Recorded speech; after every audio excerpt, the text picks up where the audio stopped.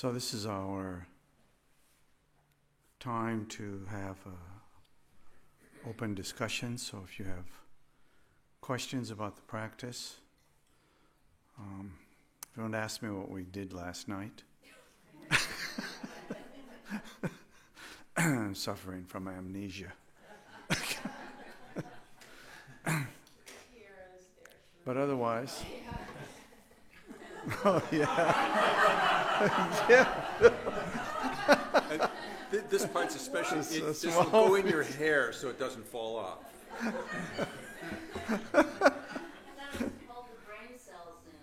Yeah. I don't know that worked, but most of them fell out anyway. If you do have a question, when you raise your hand, Doug will bring the mic so that the streamers can hear your question.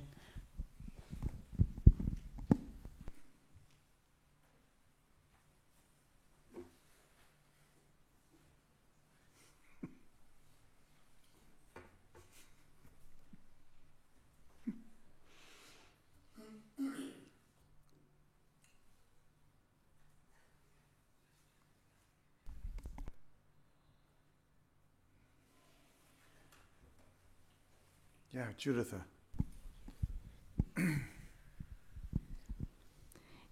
You mentioned something earlier about realizing or recognizing what we're doing.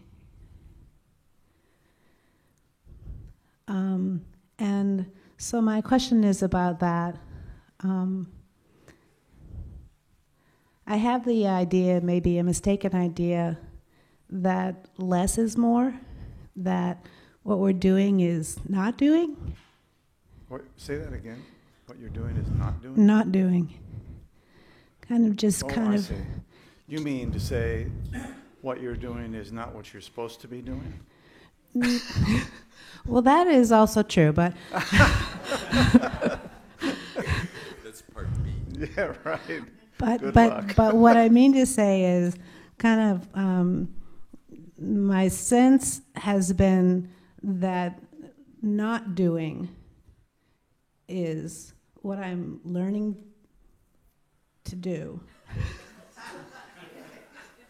I don't mean not meditating or not practicing, but I mean not striving, not having a project, not, having an ultimate goal for that project, kind of not doing. And so when you said something about realizing what we're doing, and seemed like there was some, substance in that, I wondered if you could talk about what we're doing.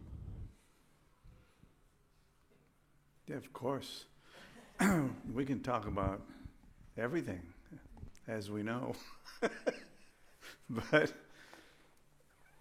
But in this case, when we started, and the instruction for the meditation was to place your awareness upon whatever experience was arising, there's a non-doing there. The only doing really is placing your awareness on the experience. So, of course, your experiences occur all the time. So in terms of that particular meditation, you could do it all the time because there's a continuous flow of experiences. As most of us, having practiced shamatha quite a bit, we are sometimes painfully aware that the experiences never seem to die down. They're just always there. But also when we read in some of the more advanced texts, for example, so the more advanced instructions are that the mind itself is just continuously creating experiences. It's always there. So in some way, we sometimes make the mistake of thinking that in our meditation, the mind should become still. And that may be a false expectation.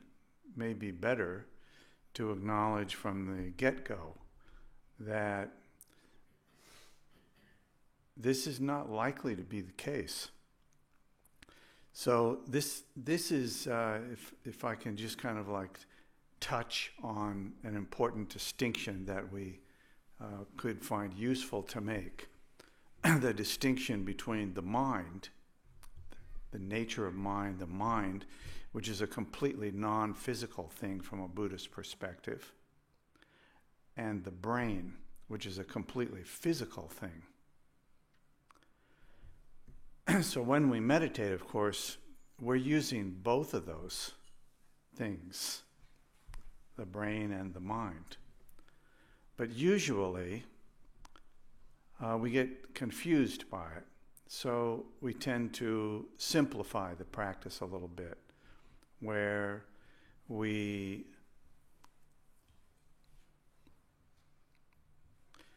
try to place our awareness on something and focus on it and hold the awareness on something so that the flow of the distraction slows down, at least, if not completely becomes still.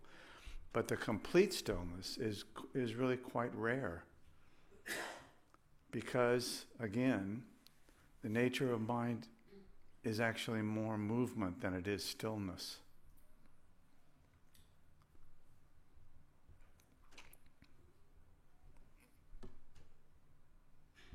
So why are you looking at me?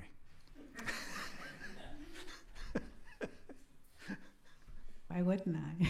Oh, that's good. Somebody was.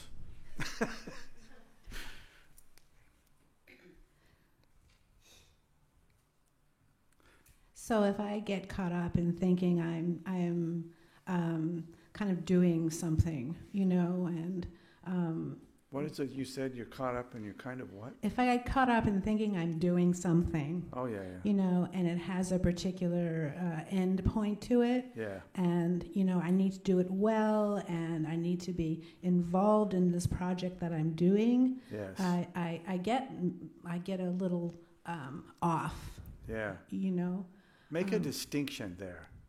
This our life in what we call samsara, just kind of the worldly environment that we live in and swim around in all the time.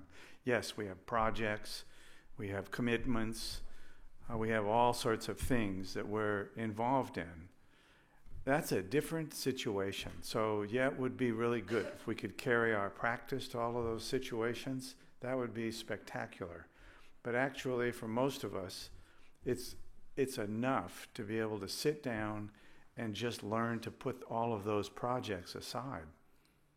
And the best way to do that, in my experience, is whatever you sit down with, whatever your experience is when you sit down, put your awareness on that experience. If it's disappointment, put your awareness on the disappointment. If you feel angst because you're not doing something that you think you should do, put your awareness on that experience. Not on the conceptual side of it, like, oh, I have this angst now, I should be doing this. That's not putting your awareness on it. That's actually, you're being run by it. And there's a sanity. Let's start first with the insanity that we all are so familiar with all of our myriad projects. There's a certain way in which those projects have a certain sense of insanity from time to time, at least. Like, it's too much. On the other hand, maybe we have jobs and we have to get paid. So if we're not doing what we're getting paid for, we're not going to get paid. So we go through all that. So in this case, we can treat our meditation as a break. I can step out of the world of doing into the world of just placing my awareness on the experience itself. Not placing my awareness on what I'm doing, but on the experience that is just arising in the mind at that time. In the very first, probably less than a month of meeting Kala Rinpoche, he said exactly this thing. And it really stuck in me, but it took years to figure out what it was that he had said, because everything was in Tibetan or it was translated in a much more coarse way than what we get today. You know, you get somebody like Eric Tribblehorn today translating. We didn't have anything like that at all 25, 30 years ago. It just didn't exist. So the translators were okay. It was a lot better than nothing, but it still was not what we get today. So it's helpful to clarify what it is that you're looking at here and what you're working with. And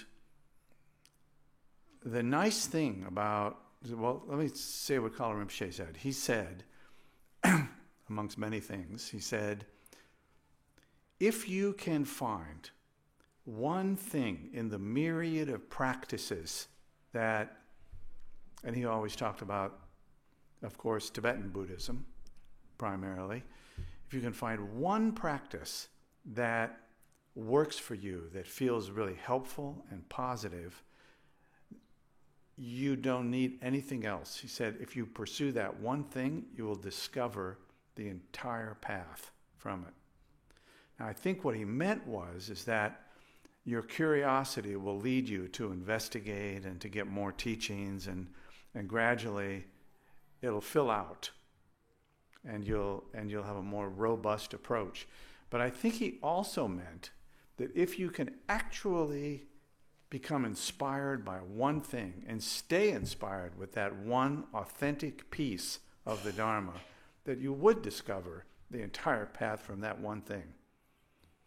It's kind of like one drop in the ocean is the essence of the entire ocean.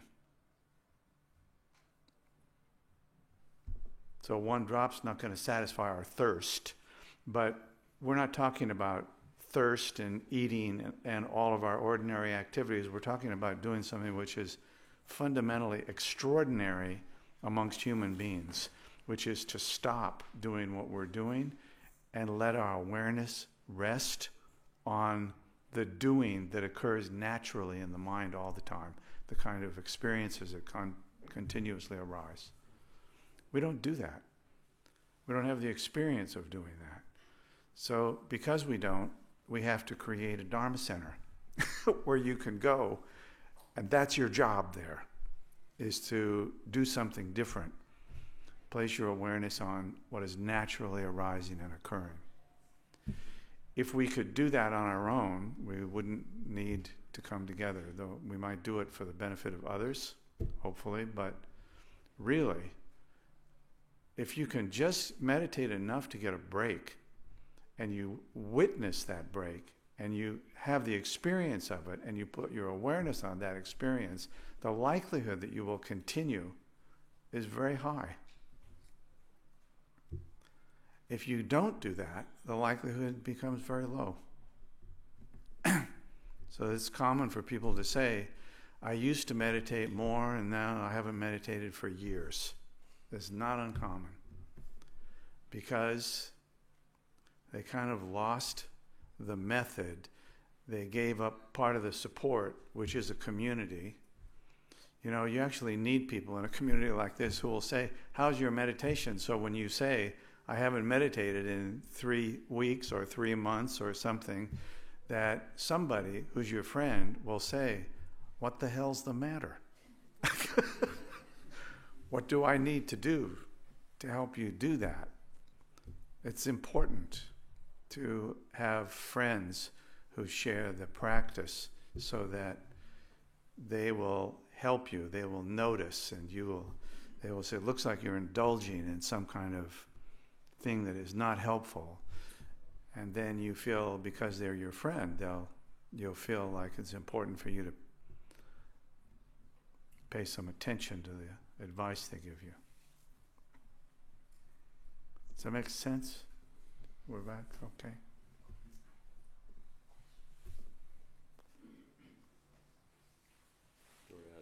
Yeah.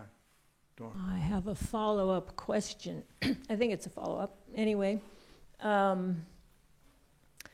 I find, so it seems to me there's difficulty in that instruction, place your awareness on your experience as it's arising. aren't there 100 experiences arising at any given moment for us? Our bodies are experiencing different things. We're seeing things, we're feeling things. There's some wisp of some memory. There's a current thought. There's all these things. So how do we not, it doesn't quite feel right to sort of, do we pick the most, do I pay attention now to the most salient one of those? That doesn't seem like the right instruction, but I'm not sure what you would say about that. I feel like as I use that instruction, I'm confused as to, whether I'm to pick some experience in particular, or sort of be there with the wash of the 100 things and not put particular attention on any one thing. So can you expand on that process?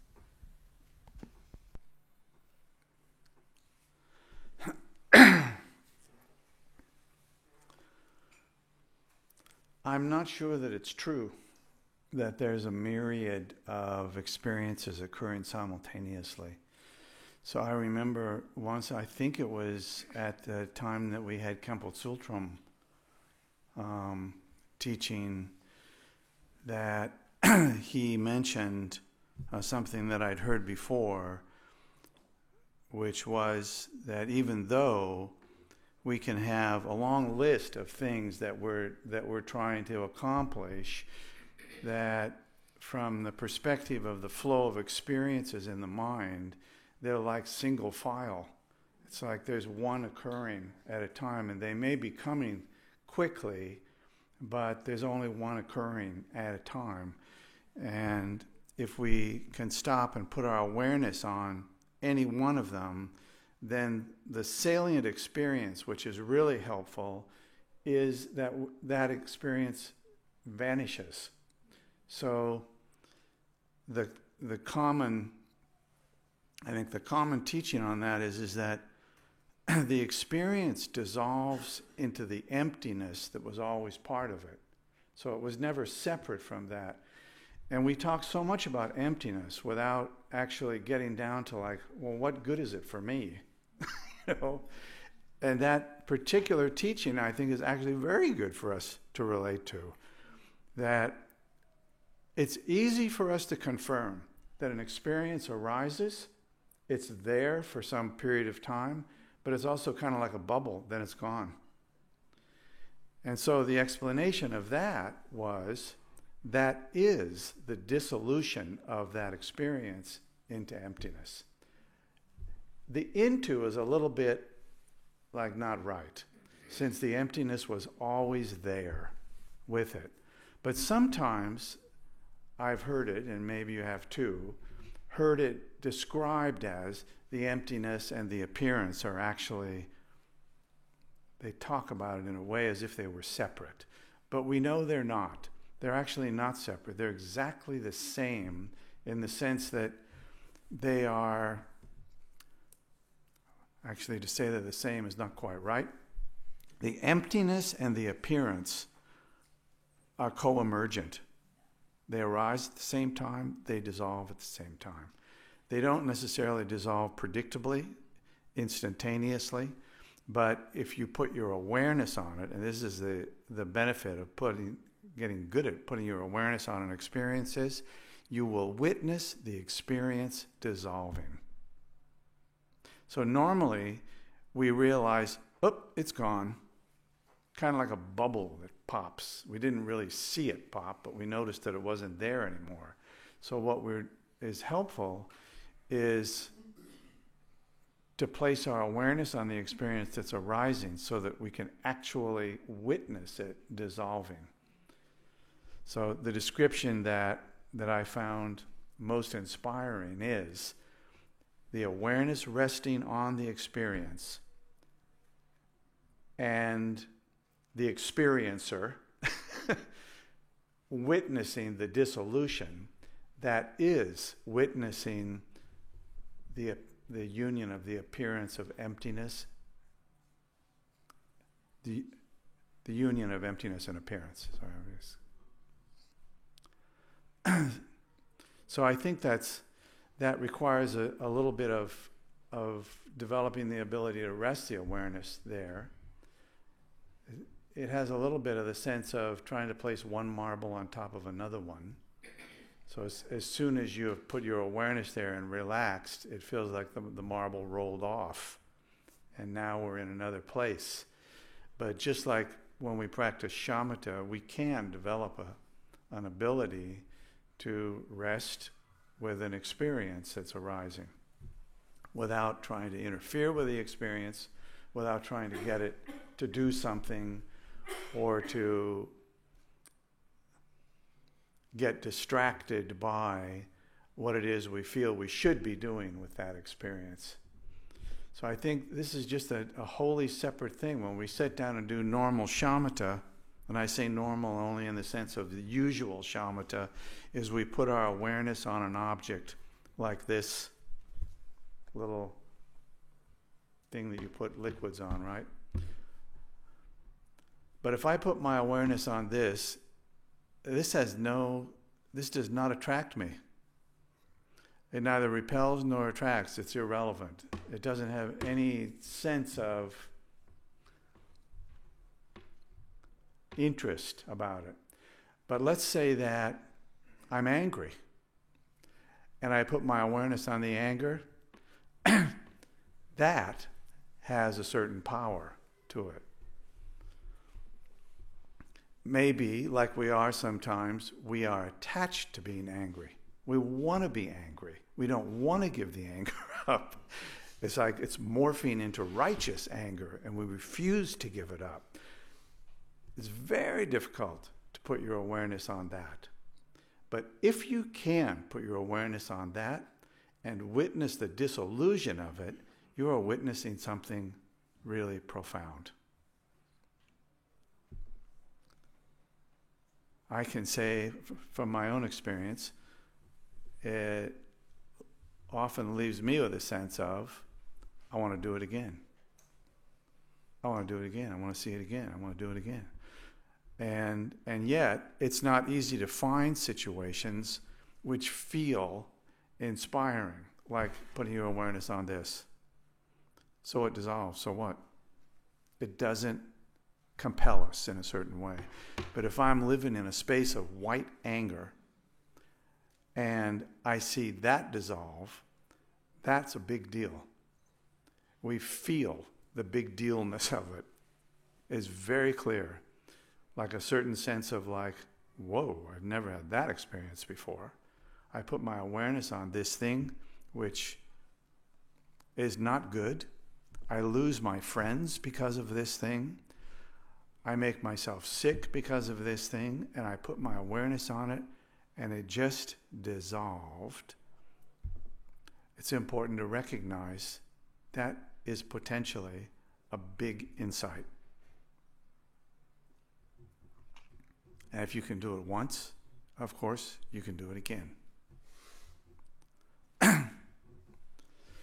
So that's, I think, the primary thing there, Dora, was the issue of too many things all at once. And I don't know whether everyone experiences it or not, but when Khenpo Sultram made that comment about really just one thing occurs at a time, that was a very helpful instruction to then look at the myriad of things arising, and then I realized, oh, I'm actually not in the meditation now. Now I've moved into the project somehow, which is so easy to move into and forget that you were actually trying to put your awareness on an experience that was arising, not what you're going to say on the phone call you're just now about to make.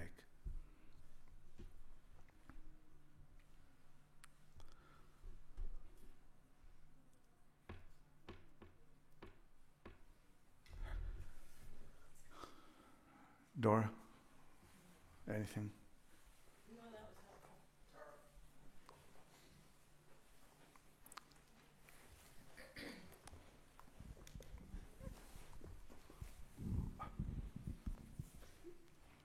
got a lot out of what you just said also. And I'm finding that my own problem with the instruction and observing is that I'll go along and suddenly I realize that I am no longer focused on the experience, and that somewhere along the way I dropped off that ship completely, and now I'm picking it back up again. But I did notice that what I was focused on is gone, but I didn't see it in the exact moment of its disappearance. And it seems to me that what you're pointing to right now is that exact moment when it disappears. If you can see the exact, precise moment that it disappears, you are witnessing the union of appearance and emptiness. Is that correct? Yes, but I think that it's not surprising that we experience the absence of we see the absence of the experience. Mm-hmm. In other words, the appearance changed into something else, which is to say, we didn't see that process. We didn't get that exact point. Yeah. I don't know that the exact point is necessarily important, but really, I don't know. It may not be. I mean, somebody asked whether or not that it was authentic if you just recalled an experience, and I think the answer to that one is really simple. That the recollection itself is an experience. So we are so trained in the conceptual aspect of these things. We're all like too well educated. And so we're so used to conceptualizing these things and putting them together. And in this particular case, I think what we want here is we just want to see the experience. If I have an itch, for example, and I say that because I itch a lot. So the itch is actually kind of simple. I got an itch, so I immediately have this sense of I could scratch it or I could look at it. Yeah, right? And looking at it is actually the more compelling thing if it occurs to you, because one, it's absolutely not harmful. Secondly, it's definitely irritating, and therefore, it's the perfect place to put your awareness. Especially things, this instruction from Kala Rinpoche that he gave earlier on, at a slightly later date, which I can't place at all, but it was, I think, literally hours later, somebody was asking about it. And he was talking about the awareness on an experience. And one of the things that he said, which was, at first, totally, I couldn't see like what he was talking about. He said, the best experience to put your awareness on is an experience you hoped you would never have.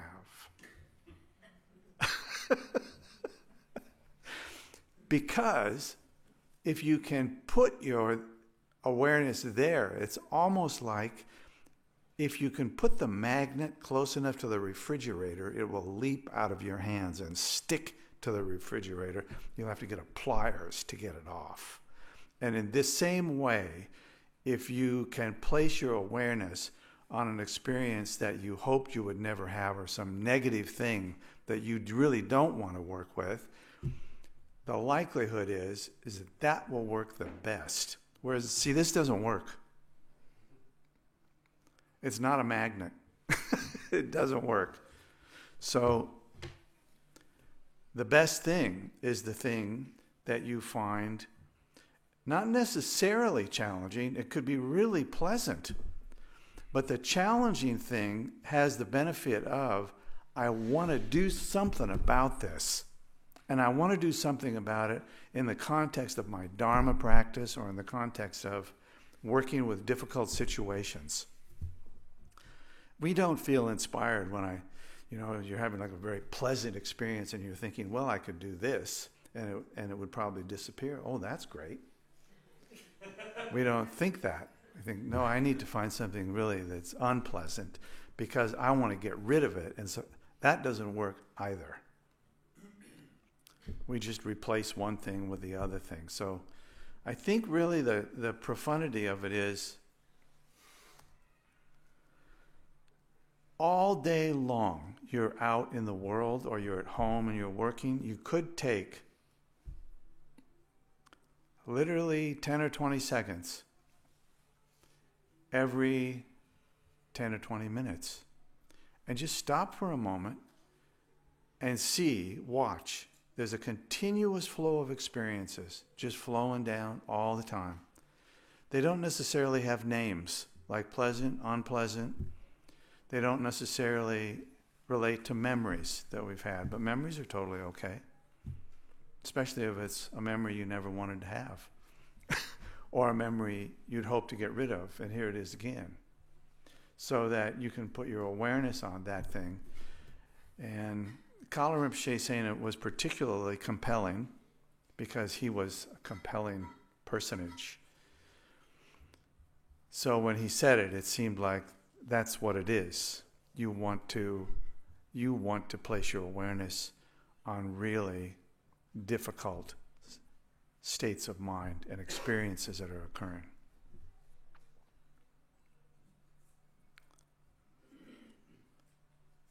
I don't know what else I can say about that.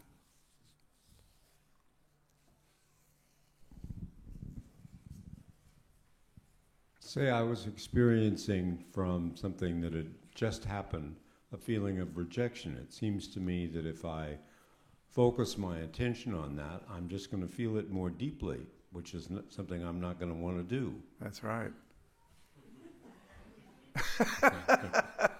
Anything else you'd like to say about that? Well, the thing is, you see, Peter, like, of course you don't want it. Nobody wants that, but you get it.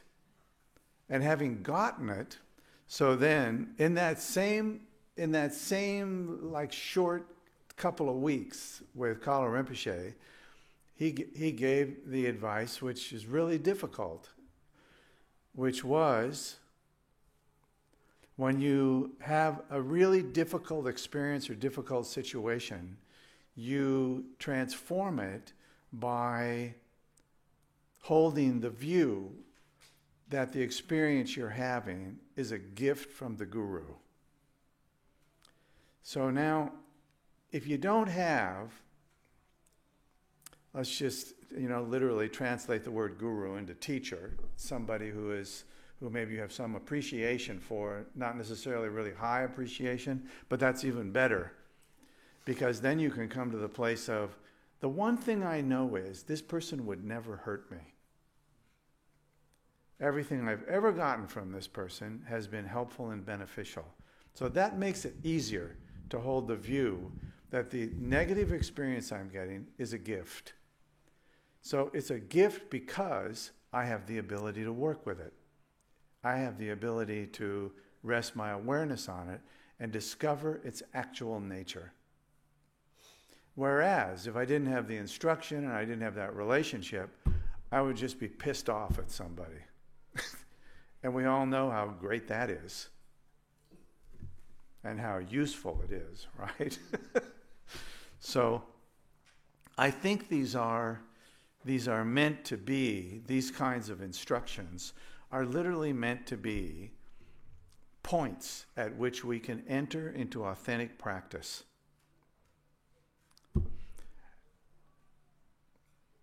And difficult experiences are a great entry point, because when we have those difficult experiences, we always want to be rid of it. And it's rare for us to have a sense like, I know what to do with that. I know exactly what to do with that. And after you do it, like literally 2 or 3 times, you start to have this sense of, why am I not just doing this all the time? Paying attention to the experiences that just flow from the mind continuously. You can do shamatha. You can do green Tara practice.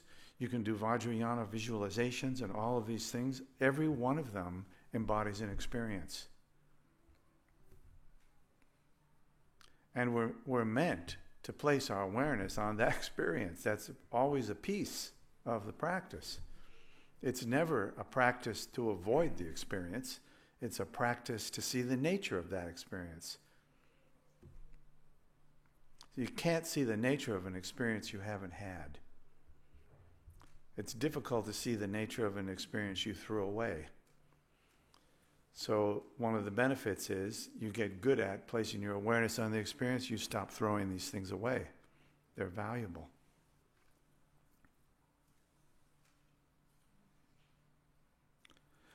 And it's not dangerous, right? The worst thing about it is it's not easy. And it's actually mostly not easy to remember to do it. So we used to joke a lot about trying to bring our meditation into our mind as many times in the day as we can. And people get inspired by that. They really want to, like, I'll do it every day. I'll do, like, you know, I'll remember to do one breath of placing my awareness on the breath, just that much. And most of the people, with full intention of doing it and the time to do it, will come back at the end of the day and say, I completely forgot. Completely forgot. Okay? Try it again tomorrow. The next day, I completely forgot. That's the norm. We just completely forget. So developing the habit of recognizing experiences as they arise is not so easy, but it's not dangerous. And every time that you do it, you have an insight into something that previously was just a passing experience, perhaps as useless as trying to put your awareness on something that has no power. But it may be that you had a big disagreement with somebody, and in the process, you had a little space in the day, and instead of just completely reliving the disagreement and working out the argument so that you win this time and all this stuff that we do, instead, maybe you took the time to just redo that and look at the experience that you were having and watching it dissolve. I think it's fair to say most people will not have that experience in their entire life. And they'll never know what they missed.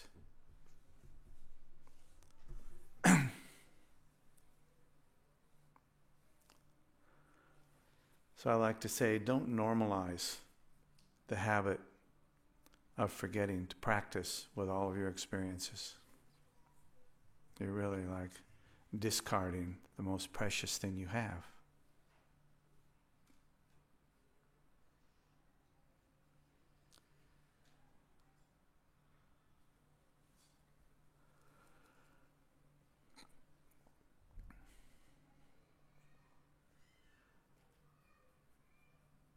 How are we doing?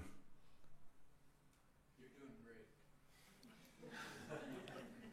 Who said that?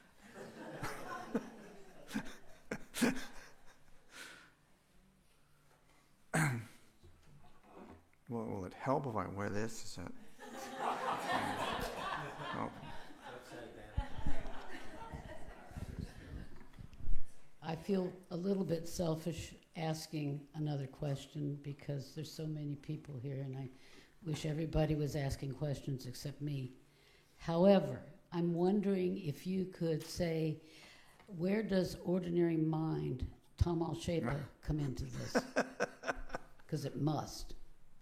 Otherwise, why did Rinpoche say for us to think about ordinary mind or say it or whatever? Who said that? Think about ordinary mind. Khenpo Lodro Dunya. When he was here, he talked about that. And then Mark Eichstadt reframed our beautiful Khenpo Shepa. And so we have it as a reminder of something important. And now I'm wondering, why is that important? Why is ordinary mind important? Why is The phrase ordinary mind set apart in Yeah. Kimball Shepa. Yeah. Why is that important? And is it connected to this discourse? Yeah. Well,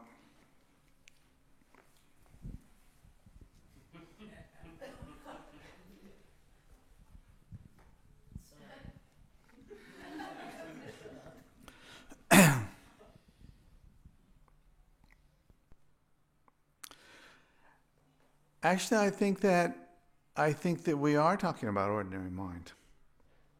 We are talking about ordinary mind. So the place that we tend to land in when we're engaging in our meditation practice, we're looking for the profundity of it.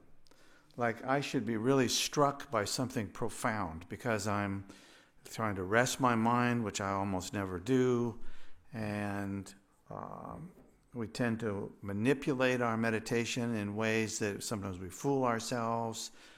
It's the reason meditation is difficult is not only because we tend to not have the discipline to do it, but also because even when we have the discipline to do it, we are looking at the basis of the entirety of our experience. And if you give that just a moment's conceptual thought, you can see that what we're really doing is that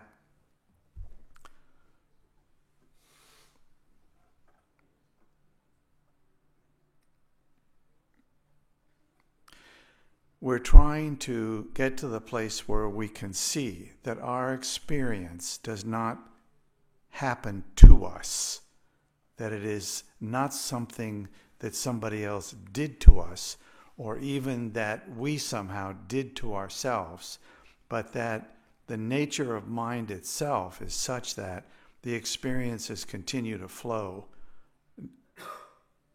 always. And as good Buddhists, which I don't recommend being necessarily, we elaborate that 2 steps further. The experiences flow from the nature of mind, continuously, dead or alive. So dying doesn't get you out of it. The experiences flow dead or alive. And there is a great benefit to holding that view, that the experiences that I have now did not begin with this life. They began in an unimaginable previous point. Or even more accurately, there was no beginning, just like there's no end. So, one way that we talk about this Tamil shape or ordinary mind is just that is the source of all of our experiences. In other words, it's ordinary. We're always looking for something special by virtue of our meditation somehow, when actually the special is the experiences that we witness and work with as they arise. Ordinary experiences. The special experience is like Kala Rinpoche saying, the experience that you never wanted to have, and now you have it. And even though you never wanted it, you're clear that you're having it, and you place your awareness on that experience with no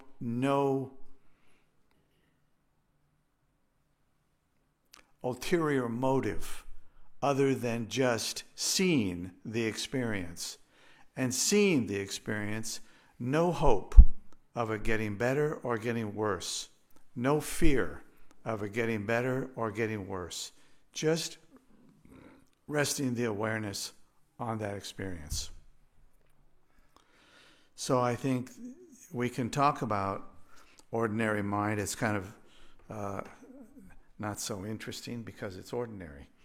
So the nature of mind, whether we are just gossiping with our friends or we're witnessing the experiences that are arising, ordinary mind just references whatever you're engaged in. It's fundamentally the same mind. It's not like we have different minds.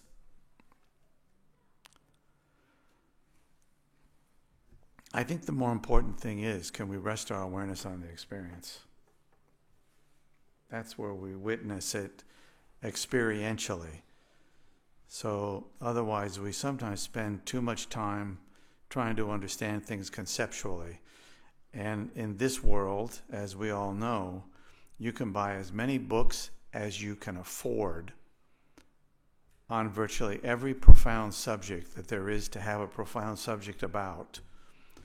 And after reading all of those books, it's doubtful that that would have in the end been very helpful if the meditation that goes with it had not been engaged in.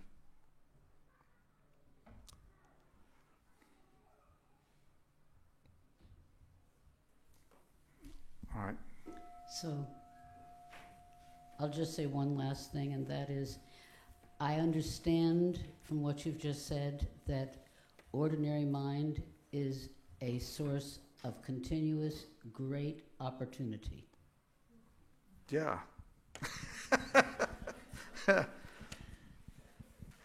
And it's also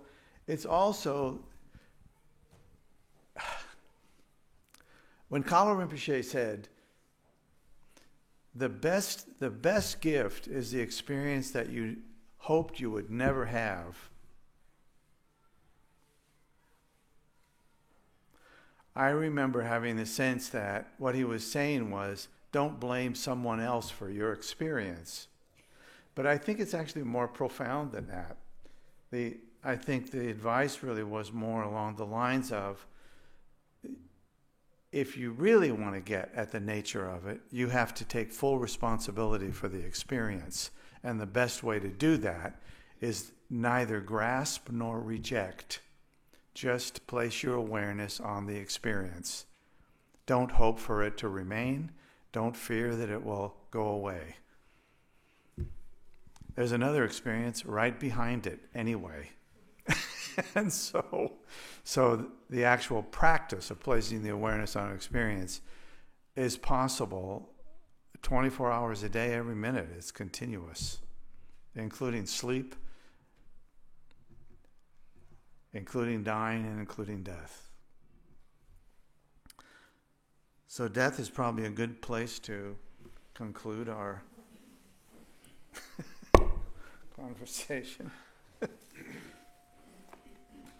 So we'll dedicate the merit. By this Virtue may I quickly realize Mahamudra and establish all beings without exception in this state.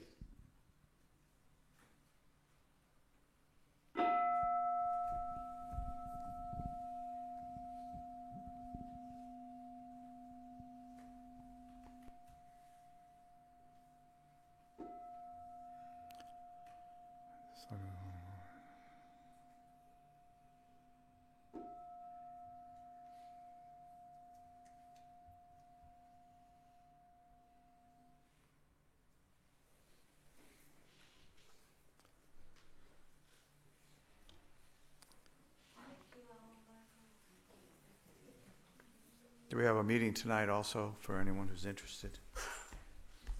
We'll cover something entirely different.